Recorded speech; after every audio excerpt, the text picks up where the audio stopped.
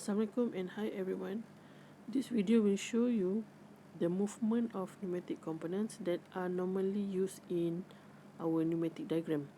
So normally you have to know basically the component, the symbol, and how it moves.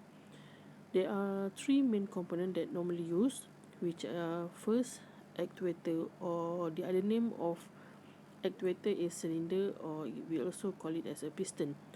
So there are two conditions where the first condition is retract and the other one is extend.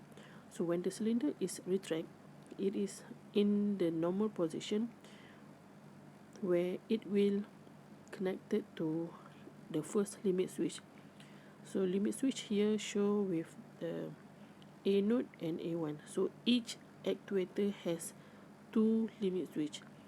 For example, for cylinder A, we have limit switch A node and A1, while for cylinder B, we have limit switch B node and B1.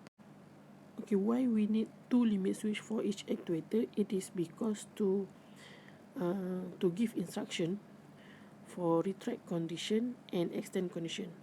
Let's mean when the cylinder is retract, it will touch the limit switch A node, while when the cylinder is extend, it will touch the limit switch A1. This is how the cylinder move. The second one is push button. When we push the button, we switch position on to the left side, and then when we release the button, it will return back to normal automatically because we have the spring equipped with the component. Okay, for the third equipment is directional control valve. Okay, this is the situation where the compressed air coming from the left side. Okay, so next we will take a look what will happen if the air is coming from the right side.